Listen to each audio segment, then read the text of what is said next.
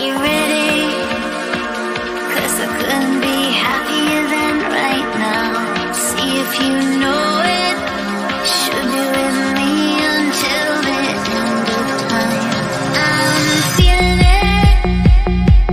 I'm feeling the change.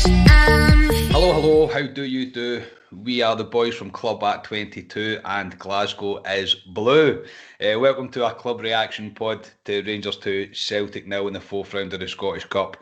Better late than never, but let's just say I enjoyed my Sunday and decided to keep this until tonight. And when I was less full of the fun juice, I'll say.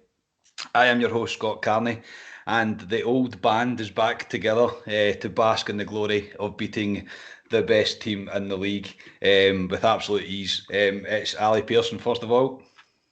How we doing, lads? My throat was a bit croaky this morning. In fact, a guy phoned me at 9:30 this morning. In fact, it was actually a Celtic fan, which was quite good, but my throat was dead croaky this morning. So, yeah, brilliant weekend. So, I'm looking forward to getting into it. And Scott Gemmell, how's it going, mate? Hi, afternoon, guys. I'm not too bad today. I behaved myself yesterday because I knew I had work today. One of the you first... behaving? Yeah. Feeling all right?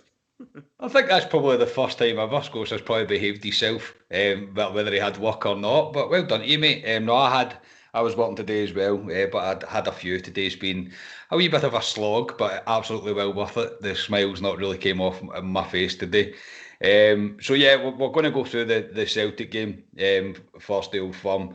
We'll discuss wee bits of news that have come out from then, and we'll obviously preview the St Johnstone game on Wednesday night. We'll do a preview of the St Johnstone game that's going to be on Sunday later on in the week. So we'll jump into the game. So Ali, really first off, for being the best team in the league, they're not very good, are they? Celtic, no. When I seen James Forrest wasn't playing, I knew they could use that excuse straight away, because they used that at the beginning of the season saying because James Forrest wasn't available. But their team was predictable. You would have been able to pick their team. Maybe not Laxalt at left back, but I know they switched between him and Taylor. But their team to me was predictable. You knew it was going to be when Forrest wasn't fit. But for the best team in Scotland, apparently. They're not that great, to be honest. Yeah, Scotia, I think obviously you're full of emotion every time you watch an Old Firm. I think it's always the same. It never really changes, no matter what game it's worth, if it's a dead rubber or whatever. But really, on reflection, obviously we've had a bit of time now to reflect on it. It was rather easy for Rangers, really. Oh, it was a doddle, to be honest. That's what I said to my dad earlier today. I was like, that was easy. Barring a wee 10-minute spell, really, that Celtic had in the first half. And there's a couple of chances, that might change the complexion of the game if they take them. But other than that, it was a bit of a doddle, to be honest. Very relaxed. Very relaxed, mate. A bit of a, well, it's, as I say, it's never really relaxing watching an Old Firm. But as I say, 2-0 at half time, I really was thinking this is going to be our day. But we'll jump into the team. So we won't do our usual format of a kind of a club reaction pod, purely because it's been so long. It's not immediately after the game anyway. The starting 11 was McGregor, Patterson, Goldson, Hollander, Barisic, Davis, Kamara, Arfield, Kent, Aribo and Morelos. No great shocks in the team, Ali, but it was definitely good to see Tav back on the bench. Yeah, no, it was a team that we put our teams in before. It was a team I wanted. I thought he would play Roof instead of Aribo, but obviously he's listened to me and went Aribo up further forward. It worked. I'm still convinced you're messaging Stevie G, mate. I'm telling you, could you get things right too much? It's him and Gary Mack. But no, I was delighted with that. And we also did say we thought Tav would be in that bench. We never thought he would come on, but just seeing his name on the bench and him physically there, I thought would be a big boost for the Rangers players as well. So no shock there at all. Happy enough with the team, Scotia, yesterday? Yeah, it was. It wasn't a concern, but Aribo's not really turned up in the past few Old Firm games.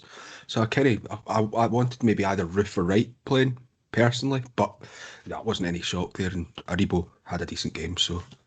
As you say that, though, Scotia, I would say Kamara Roof hasn't he turned up in an Old Firm either. So it's. Both of them have had sort of injury interrupted seasons. To be fair, they've not had. Aribo's maybe got it a wee bit more now, but you're right with Roof as well, I suppose. Yeah, I've wanted to see Scott Wright and Kent and Morelos up front play against Celtic since we kind of seen the first flash of Scott Wright. But in terms of the team, I wasn't surprised. I'm not surprised he brought in Arfield to kind of battle the kind of diamond that Celtic were going to play. They're a very predictable team, Ali, like you've just said, and they will blame it the fact that James Forrest wasn't there and he's the reason they didn't win 10 in a row. Blah blah blah. But yeah, I said no real great shocks in the team. So went to the first half. Rangers started really well, looking up for it right from the start. Kent from the start was going at them, turning Scott Brown inside out anytime he wanted to. They're absolutely terrified of Ryan Kent. It's amazing to watch. And it led to Rangers taking the lead. Great play down the right-hand side leads to Aribo getting a shot away. It's deflected up in the air, and waiting on it is the Ulster dynamo, Steve Davis, who continues to defy all odds and performs a spectacular overhead kick to put Rangers ahead on 9 minutes. Ali, he looked as surprised as we all were with that finished. Yeah, and like you said, it was great work for Ryan Kent. See the way he just drops a shoulder and spins for Brown. And I'd give Bobby Madden credit, but then not give him credit. He let the play run, which was good, but that boy Welsh should have been yellow carded. And the only reason he wasn't yellow carded, and we all know, is because Rangers scored. If Rangers didn't score, he probably would have booked him. But in terms of the goal, no, brilliant. And Aribo, I know we've touched on Aribo, but he's finally turned up in Old Firm, and he terrorised that wee lassie down the left-hand side, turned her inside out many a time. But no, great. And you knew what Aribo was doing. As soon as he goes on that left foot, he's always going to shoot. Ricochets up in the air. And why Steve Davis is there, I'll never know. He never shoots or anything. Why he's in the box there and to do an overhead kick at the age of 36. I mean, I'm 36 in 2 months, and there's no way I could do an overhead kick. It was brilliant, and what a fantastic start after 9 minutes. Yeah, absolutely fantastic start, Scotia. And Steve Davis he's got to be close to player of the season now. He really has to be. Oh yeah, he's definitely one of the, so I would say, 4 that's in the conversation. I had to check a couple of times that it was actually Steve Davis that hit that. I really wasn't expecting it to be him. It was in that kind of position you maybe expect Kent to be in, but obviously he was taken out. And it was what was great about it as well is it was so poor from Brown defensively. He should have been 2 or 3 yards further forward so that Davis was offside. But no, just shows you we've got a 36-year-old that does that, and they've got an outgoing 35-year-old. That was lovely to see that. Yeah, that's why the conversations that they try to have for you that Scott Brown is as good a player as Barry Ferguson and a good a player as Steve Davis. I mean, he's not even in the same conversation, to be honest. Steve Davis is miles ahead of him, and it's just brilliant. Even when he stood up after he scored, before he celebrated with Arfield, you could see him kind of like, what just happened there? What did I just do? One that we'll remember for a long time, and I say he really did deserve his goal. Celtic do then have a kind of period for probably the next kind of 15 minutes. Well, they're in top. They make a few chances. The most glaring one was from Welsh, who was in the 6-yard box from a ball that got played in, and then he hits the pass button instead of the shoot button on the PlayStation controller and makes an absolute arse of it. Ali, this was rather hilarious. Yeah, they just gave that boy a 4-year contract as well, apparently, so that was good. But it probably felt, to be fair, it felt the wrong player on Celtic. If that falls to, I was going to say Edward, but he probably. But he's not. But to be fair, he's not even close, man. No, I don't know. I don't know what he's doing. It's as if he's trying to defend the box, but I don't know what he's doing. He gets all mixed up, and it comes back out, and then somebody has another shot, and big Phil Hollander deals with it and gets rid of it. But yeah, they did have a spell, Celtic, and you always expect Celtic to have a spell. I think Rangers are quite happy giving Celtic the ball a lot of the time because they know Celtic aren't really going to hurt Rangers. They play in front of Rangers, just shuffle back into formation, let Celtic play in front of us, and they don't really they look a bit clueless at times, Celtic, but in terms of that chance, the boy's got to do a hell of a lot better than what he's done, but it kind of sums Celtic up at the moment, to be honest. Yeah, it was a glaring miss, Scotia. It's typical Scottish centre-half, to be honest. Anyone else in the pitch that falls to, it's probably getting knocked into the net. But it's almost like you panic. As a centre-half, you panic like that. As Ali says, I thought we started to maybe set off a wee bit too much. because they were growing into it. They had a few long-range shots from McGregor and Christie in this period as well. And I was thinking to myself, I would like us to kind of get back into it a wee bit more higher tempo. But ultimately, it didn't really come to anything. We did get away with it slightly. And thankfully, whatever Wales was. It's just tremendous. I've laughed at it a lot, mate. I've watched it a few times. It's quite funny that. I don't even know. He's not even close, as I say. I mean, I know he's a defender and all that, but he's a professional football player. He's not even close. Scotia, you're a defender at heart. You would have probably scored that one, to be honest. No chance. I would have done what you would have done. Crucially, during that period that Celtic were on top, we didn't concede, and I think that kind of shows what Rangers are all about just now. And Ali, you said it as well. We were quite happy for Celtic to have the ball. I don't think we were really in any real danger. Obviously, that's a bad miss. If it is MD else, it is probably a goal. But again, they didn't score. And then Rangers really started taking control of the game from then. Aribo and Patterson really looking bright for Rangers down the right-hand side. Patterson had a great run down the right. He beat 3 or 4 players, got himself into the box, but his shot hit the side netting. I'll pause here, Scotia, and come to you. We have a prospect on our hands with Nathan Patterson. I don't think there's really any doubt about it. Oh, he's been absolutely fantastic since he's come in for Tav. He's just grown and grown. He's not looked out of place in any of the games we've played. He's got a very, very bright future, and Gerrard's going to have a very difficult decision next year on how things work. Obviously, his appeal comes up tomorrow. I think the appeals are for those players, so we'll obviously find out about that later in the week. But I think moving into next season, Gerrard will have a massive headache in his hands with keeping Tav and Patterson both happy, because at the moment I don't think you can drop Patterson. I think he was again phenomenal yesterday, particularly in that first half. So that's only good things, really, isn't it? Yeah, Patterson and Tav are obviously both becoming towards fit, and obviously if you take out what COVID's going to happen, I know it's hypothetical and we don't really live like that, but if you take out Patterson's obviously about to get his ban. If Tav's fit for Wednesday night and if Patterson was fit for Wednesday night, who do you play? I know Tav's a captain, but I mean, I think it would be so harsh on Patterson. If it was this Wednesday and it's a meaningless game, to be honest, this Wednesday it would be Patterson. But I think Patterson's getting better and better and better with each game. And they were terrified of him coming down. I mean, he's a 19-year-old boy coming down that right-hand side. I mean, when he skipped by bloody Laxalt and whoever else it was and had the shot, he probably should have pulled it back, but he's seen his name in lights at that point. But no, he's some prospect. And I mean, we know Scotia loves Scotland, and they've got O'Donnell at right back. To me, is just a bang average right back. That's why he plays for Motherwell. I think, I mean, we know me and you kind of aren't really bothered with Scotland, but they've got to put this boy in their squad for their friendlies coming up. And why not? And I keep saying, he's only played so many games for Rangers. He's 19. Look at England. They put in boys, boy Bellingham, Dortmund and Sancho and that, all young boys. If they're good enough, it doesn't matter what their age is, and he should go into the Scotland team. I don't know what Scotia's thoughts are. Yeah, I think he definitely should be in the squad for these friendlies we've got coming up, and he should be in the Euro squad as well, to be honest. O'Donnell's not really done anything wrong for Scotland, but I think Patterson could do better.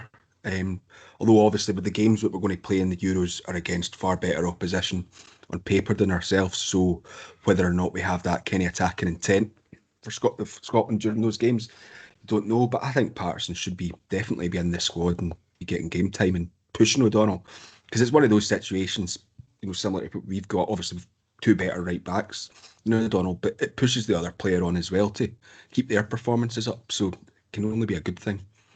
Yeah, and as you mentioned, obviously people are saying, he's not played that many games or whatever. He's performed in Europe and he's performed against Celtic. That was arguably the biggest game of the season so far yesterday, and he was fantastic. I mean, he made Laxalt look like a bang average player, which he is. And if you compare him to even when Taylor come on, I mean, there's not really a comparison in the quality of the boy, and the belief that he seems to have in himself, and that's coming from working with Tav and working with the coaching team. But I really thought at moments yesterday, you would not know that boy was 19. And I know he made that run down and he probably should have squared it, but I think I said to you as well, Ali, yesterday, if I was 19 years old playing in that position and I'd just done a run like that in the Old Firm, you're fucking damn right I'm taking a shot, so you can't really criticise him for it. So we'll move on, gentlemen. Rangers obviously then make it 2. Outstanding play from Aribo down the right-hand side, fires across the face of goal. Kent's rushing in at the front post. Initially, it looked like his goal, but on the replay, it was an own goal by Kenny. But either way, this is an absolutely great move, and it doesn't really matter that it's an old firm, an own goal, Ali. This is great play by Rangers and probably deserved. Yeah, Arfield, Morelos, and Aribo again down that Celtic's left-hand side. No, brilliant. I mean, Aribo sells that Laxalt, something chronic. I mean, he beats him. He gets the ball just before, and then he goes up against Laxalt again, turns him inside out, pings it across, and we thought Kent got a touch to it, but it was John Joe Kenny who he was just as bad as Laxalt, to be honest, but on the other side, and scores the own goal, and 2-0. You're thinking, oh, that's it, pretty much done. To be honest, I couldn't see Celtic doing much, and I was delighted at that point. Yeah, Scotia, thoughts on the goal? Yeah, as I was saying at the start about Aribo, he's not really turned up in the Old Firm games previously this season, and today he completely did. And this was great play. It was the wee extra second he took to square the ball across that Kenny confused everyone. And then obviously Kenny knocks it away. Both Celtic full-backs were woeful and played, it was night and day. But Aribo was great again for this game, and I really wanted to see it because wasn't getting the fear about him, but it just seemed that a lot of the times the games were passing him by, and it was going to be one of these games that he never turns up in. But no, he's proved me wrong yesterday. I thought he was another fantastic player in that first half. Yeah, I thought he was great as well. I think as well though, some of the Old Firms, I don't know if all of them, I'd be lying if I said if I knew every Old Firm that Aribo had started. He starts in the midfield 3. And I don't think that's probably his best position. I think we all kind of agree that his best position is that wee bit further forward on the right-hand side or the left-hand side, but that's obviously Kent's area. So I think the games do kind of pass him by because that's not his humour. It's like in an Old Firm game, the midfield's the kind of crucial part of the game, really. That's where the battles are won. But yeah, I'll agree with you that yesterday I thought he was great. I thought he really did show up. Some of his footwork and his ball control was absolutely sublime. It really is, and I'm chuffed for him. I'm chuffed that he's kind of shown up and he's shown what he can do and he can play in the big games. Delighted for him. So Rangers really controlled the rest of the half, and we go in at half time 2-0. Celtic came out in the second half. All guns blazing, as you would expect. They actually took off that wee lassie and put on Taylor because he was having such a rotter of a game and struggling down that kind of left hand side. McGregor was called into action with a save 15 seconds into the first half from a shot from outside the box. Then Edouard misses an absolute sitter. He's packed his bags for Santa Pons already. It looked like to me yesterday. Patterson then gives a slack pass away. The only blemish on his display really today, I will say, or yesterday even, but it leads to Edouard squaring the ball to Elyounoussi. Terrible first touch from him, but allows McGregor to rush out and clear it from under his feet. At this point, Ali, watching the game, since they hadn't scored, kind of got towards the hour mark, I think you could see the belief just absolutely draining out of them, and the belief in Rangers was just growing because we knew they can't beat us. We've got them. Yeah, I mean, we all knew they would come out, like you said, all guns blazing the second half. They had to. I mean, it's a cup game. They need to come out at us, and they did. And I mean, that French Eddie, whatever they call him, I mean, he's got to score that. But like you say, he doesn't want to be there. He's working his ticket. He's like, he just know he doesn't want to be there at all. I know he's got a year left in his contract, but he'll definitely go in the summer. And then obviously the second chance falls to Elyounoussi, who flirts to deceive for me with him. I don't know what they see in him. He's one of these players that now and again turns up, but his first touch was horrific. McGregor does well, but 2 big chances for them. They've not taken any of them, and I'm thinking, yeah, this is our day. And again, Rangers are quite happy just to sit back and give them the ball again because we know they're not going to hurt us. And it kind of proved right, to be honest. They didn't hurt us at all. And we played in second gear that whole game. And I talked to a guy this morning who's a Celtic fan, and he said he was speaking to his pals, and he said he spoke to his pals, and he said the worrying thing about that game was Rangers didn't have to perform as if they were in cruise control. And I said it's correct. We played in second gear yesterday. We've got 2 or 3 other gears to go up potentially, and we don't need to play well to beat Celtic. And it's been proven the last 3 games. And I mean, I'd love to go us out and hit top gear and absolutely annihilate them one time, but we don't need to. And it's pretty sad the way Celtic have declined that much at the moment. And I'm loving it at the moment. I wouldn't call it sad. I'd call it rather spectacular and makes me very happy. To be honest with you, no, I know wrong choice of words, but yeah, it's just declining. Yeah, that's all they have. Scotia, that was it yesterday. That's them. Apart from James Forrest not being there, that's all Celtic have. And as you say, we got to about the hour mark, mate, and it was never in doubt yesterday. No, it was after the hour mark. I was like, no, that's it done. Because you do start to get the wee bit of feeling of trepidation that we could do with another goal, because if they score, they're right back in it. But as soon as they kind of missed, Edward comes off his knee, I think, and then when McGregor smothers the chance that El Yunusi had, I was like, no, we've won today. And I'm completely agreement with Ali that, yeah, we had, as I've got like halftime notes down, that we've been convincing performance, but we could come out and play far better than we have been. So you just felt comfortable after that kind of hour mark. Yeah, definitely. I think if they'd have got a goal earlier on, it'd have made things a wee bit interesting to see how Rangers would have reacted. But I've now got the utmost confidence in this team that if they had to go out there and step it up a couple of gears, I think we could have, and I think we would have, especially when you look at the strength we had on the bench. You've got Hadji, Roof, Tav, all on the bench, Wright, all sitting on the bench. I mean, I think we were well prepared for it yesterday, and I think it was go out in the second half and don't concede. No matter what happens after that, it doesn't matter. Just don't concede, and we managed to do it. Rangers then have a great chance. Kent again turns Scott Brown inside out. Shot is saved, it bounces back to Morelos, who does the right thing, to be fair to him. He gets the shot on target, but it is stayed at the keeper. Celtic then get a very soft penalty, in my opinion, on 78 minutes as the thumb goes down like he's been shot by a sniper. Edward steps up to take it, but McGregor saves it. Scotia, I mean, we've got Steve Davis and Alan McGregor. They're the 2 oldest players on the park, pretty much. Well, they are the 2 oldest players on the park, and they are performing the way they are performing.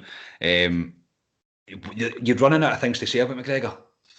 Yeah, I've seen people bring up that conversation with him and Gorham again, and it's every time he does something like that, it comes up in your mind, and you're like, do I need to reevaluate my position? But I mean, I thought it was a very poor penalty by Edward, but McGregor still has to save it, and he does fantastically to get it. The penalty itself, I think it was very soft. Very soft. Would I complain? Would I be screaming for it if it was us? Probably. That's just the way of it. And I think they'd got a free kick just before that as well, where Goldson had conceded a free kick. I didn't think that was a free kick, but I think you seen in Goldson's face that he thought it himself was a free kick, maybe.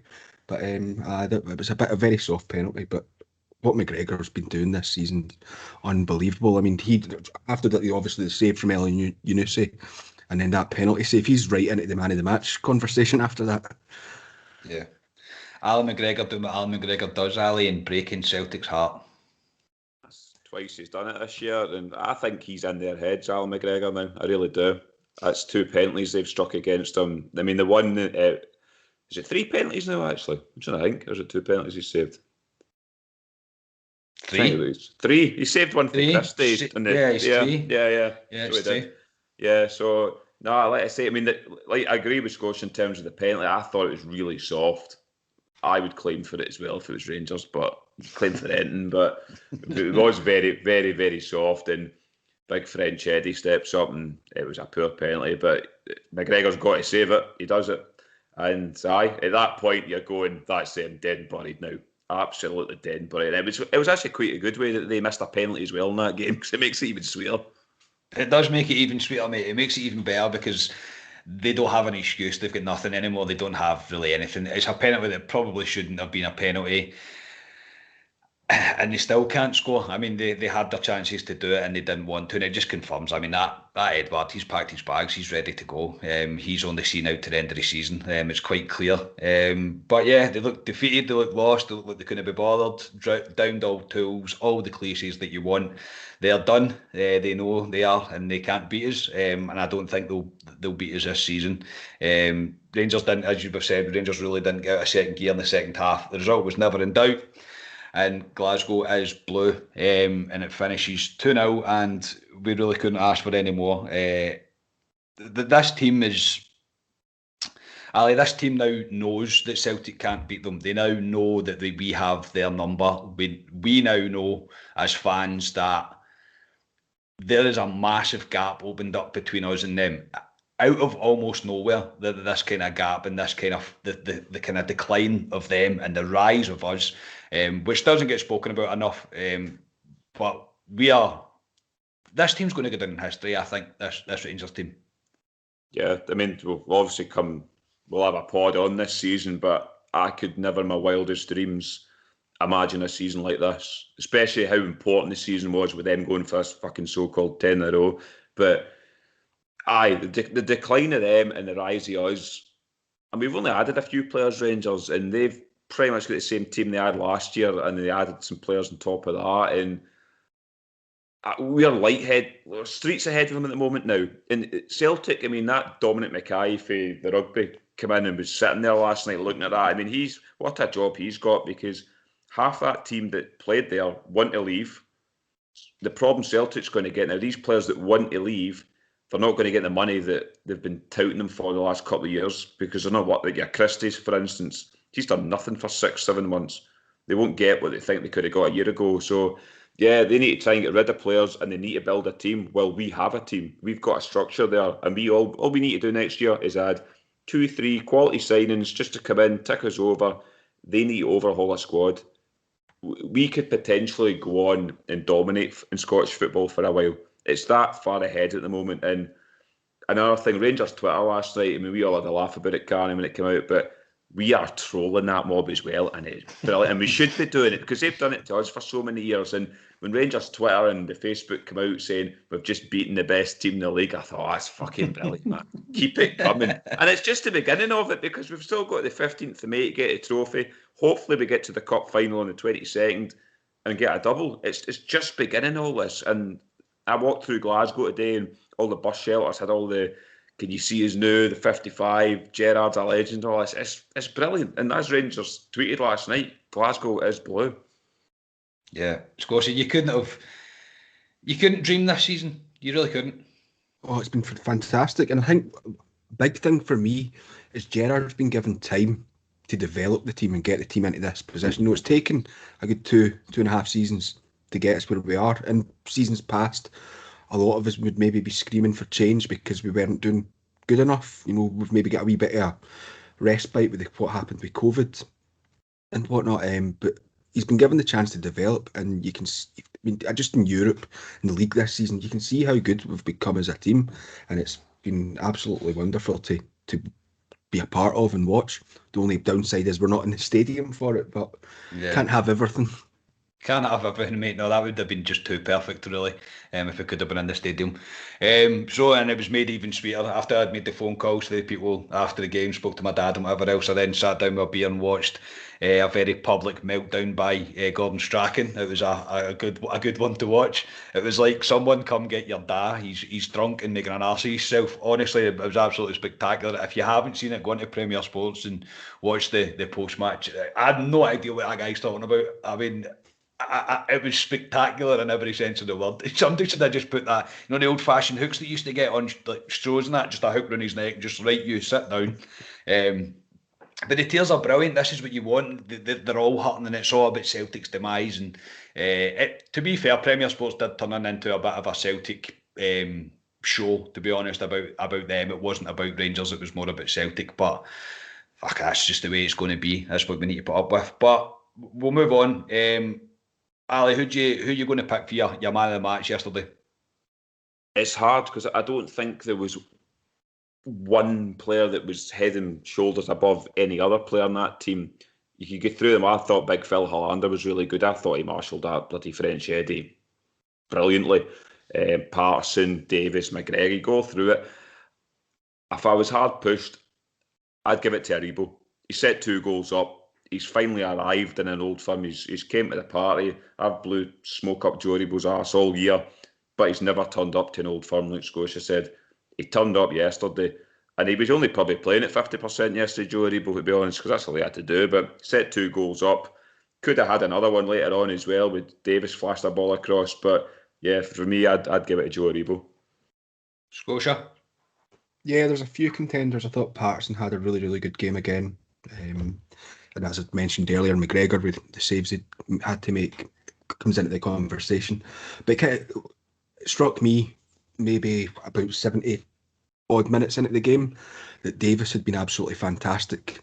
It was all the stuff he was doing, not on the ball type of stuff that he's doing it all season. I was just like, actually, the way Davis has been playing and linking up with people and just the way he marshals the whole team, I thought Davis was absolutely outstanding. And obviously, he scores an overhead kick as well, so that's got to be worth something. But I thought he was absolutely brilliant again today, and he's been like that all season, to be honest. That's fair. So I was going to go for Davis, but I'll change it and I'll go half and half and give it to McGregor and Patterson to share. McGregor's just so important for Rangers, and he's well deserved. He's extra years contract. Gerrard said after I wish to give him 10 years so he can be in charge for when I leave. When we made in the post-match interview that he had, and I think young Nathan Patterson, just for being 19 years old and for performing like that in an Old Firm, such an important game yesterday. Credit to him, honestly, credit to him, and he's a right prospect. So we'll move on. Scotia, you've got a few things you want to bring up, just a wee bit of news before we go into our preview of the St Johnstone game. Yeah, well, obviously, yesterday stuff started flying out about the European Super League, and it all got confirmed late on yesterday evening, and that's caused a bit of fracas in the sporting community. Obviously, this is going to have an impact on Rangers in terms of what happens. Obviously, if it does end up happening and these clubs do break away and form this closed shop, pretty much the prize money on offer and for the rest of us is going to go down, you would imagine. So it'll be interesting to see how that develops.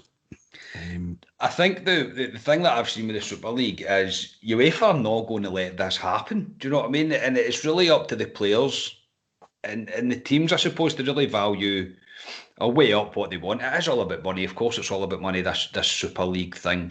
But UEFA are saying that they're going to ban them from their domestic leagues, they're going to ban them from any other competition, and they're not going to let their players play in things like the World Cup. Now, international football might not be mine and Ali's bag, but as professional football players, it's a big thing to them.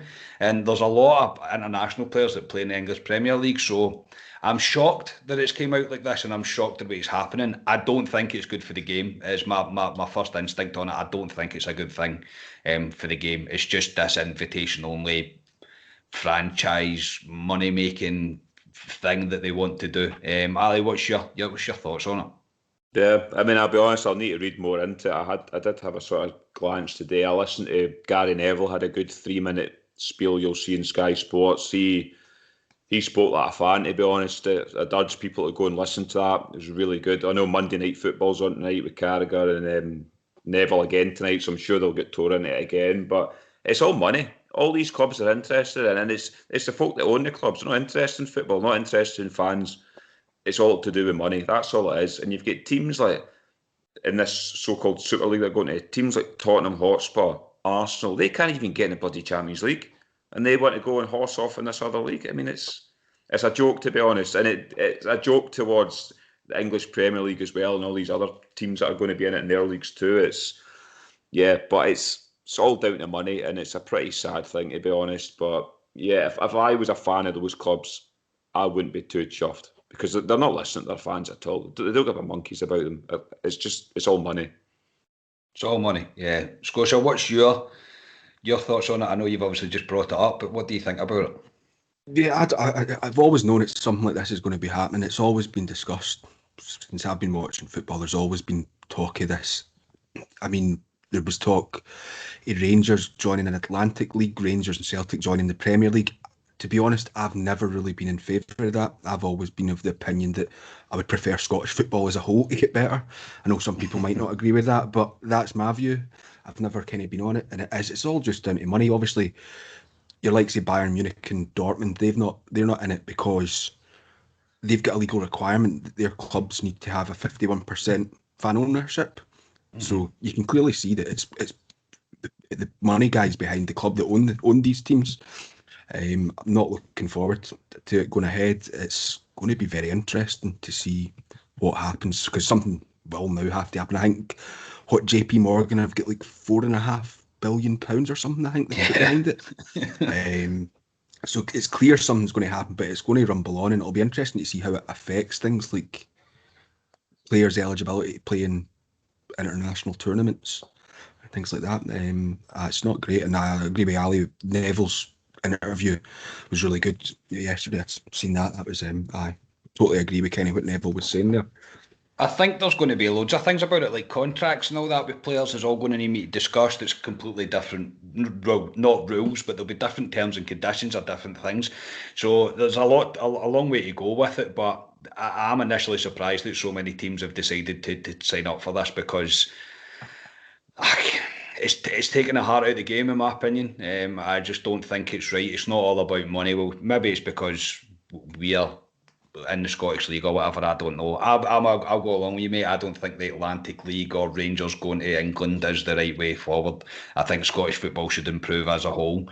I think it would obviously get a bit better if we took Rangers and Celtic out it, but the money wouldn't be in the league anymore. So, yeah, but that leads us nicely on to the Champions League news that you wanted to bring up. Yeah, so it's been in discussion for a while that they're wanting to revamp the Champions League, and it was really to stave off this breakaway Super League. I know it was meant to happen maybe a couple of weeks back, but it got delayed. But they've confirmed it today that from 2024, the Champions League, it turns into a 36-team first phase, and basically from those 36 teams, you play 10 of the teams home and away. Mm-hmm. And then whoever ends up in the table. To be honest, I don't like the look of it, don't like the idea of it, but I think it's the UEFA trying to compromise a situation so that these clubs don't break away, but the clubs have decided to break away. So yeah. I don't really know where it stands instead with that, but I don't really like the idea of it, to be honest.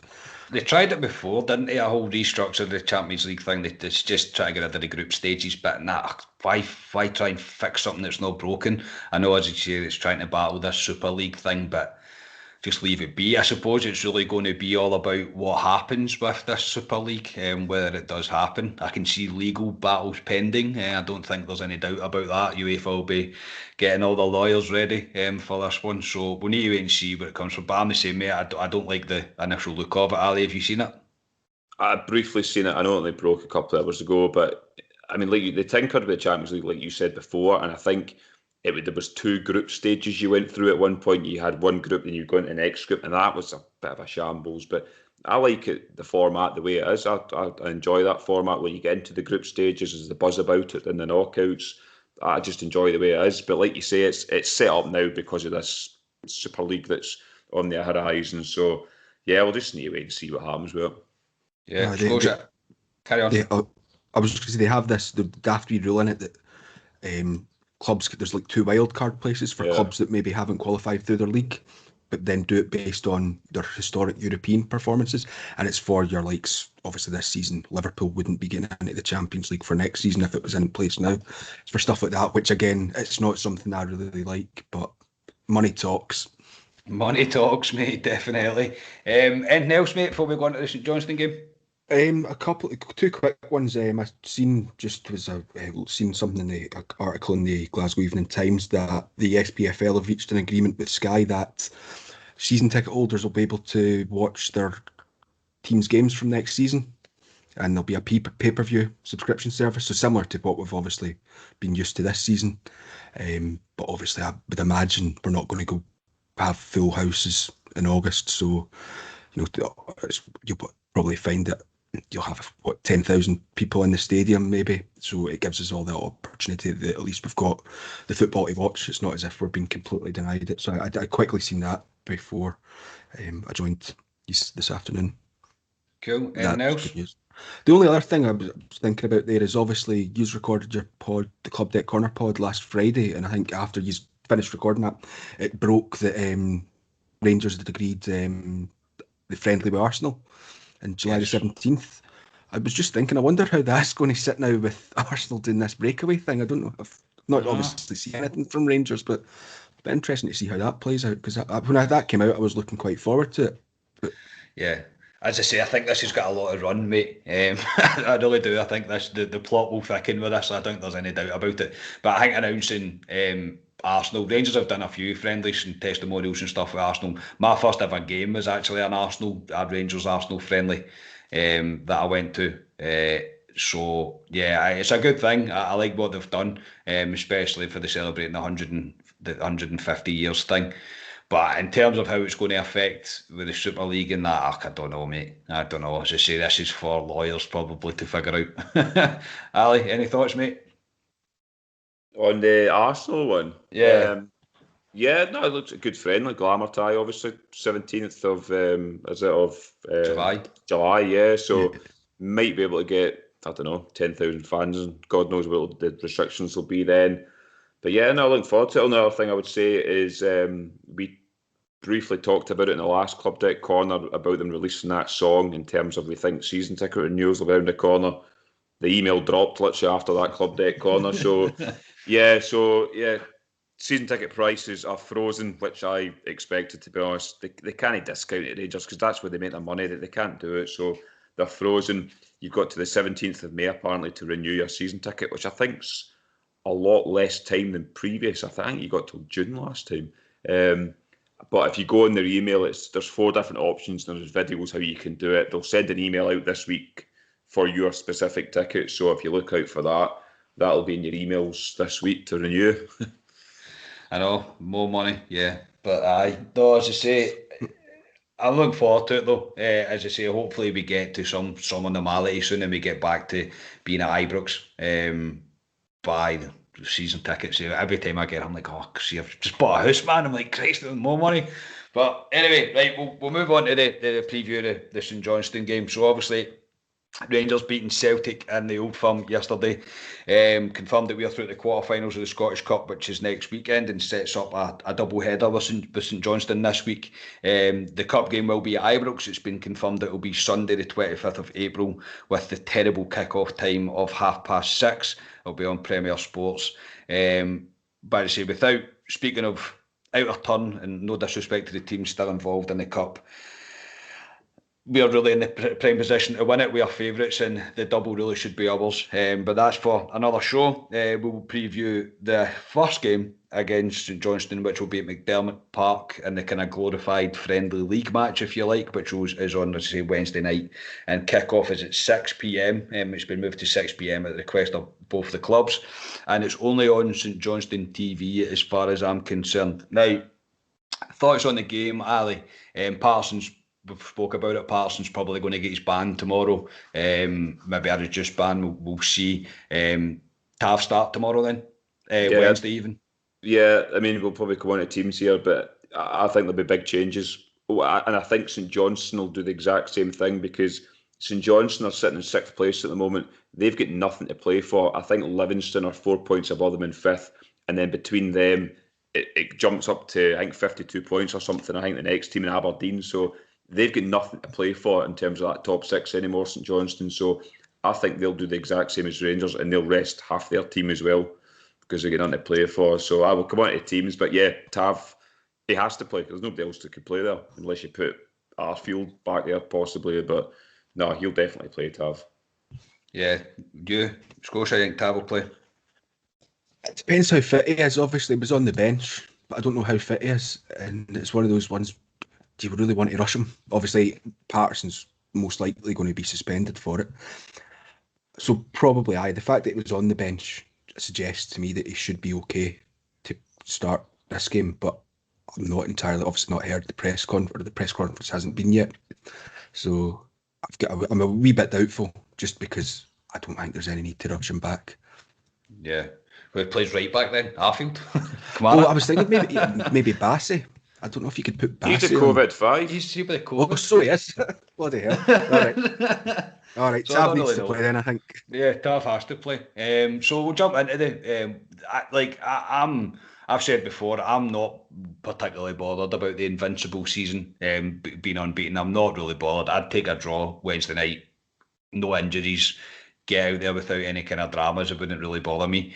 I'm in a bit of two minds about whether what team Gerrard will decide to go with. He might go full strength just based on the way the kind of injuries have happened, and the COVID-5 obviously are going to get their ban, or the COVID-2 or 3 that really make the kind of difference to the first team.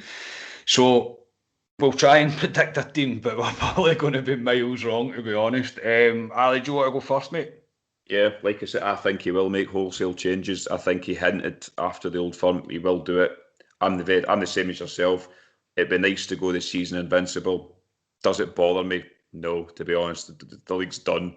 The cup is a priority to us now. We can't take our eyes off the ball this cup. We can't, because we've knocked Celtic out now, just think the cup's ours, because we've seen what happened at St Mirren. So no, but my team, I think he'll give Shagger a rest. I think he'll start McLaughlin in goal. I think it'll be a back for it. I think Tav will come back in. I think Goldson will be there because he's always there. I think Simpson will come in beside him, give Hollander a rest, and Barisic. My midfield three, I think Aribo will drop back into the midfield three with Arfield and Kamara. And my front three is Hadji, Roof, and Wright. Fair shout. Scotia, what are you thinking? Not entirely sure, to be honest. I think I don't think there'll be too many changes. He's never seemed to make massive wholesale changes before, so I don't think he will this time. I mean, the game's not until 6:30 on Sunday night, so it's a wee bit away. It might be a wee bit different if we were playing on the Friday or this Saturday. I think he'll go McGregor, Tav, Goldson, Helander, and Barisic.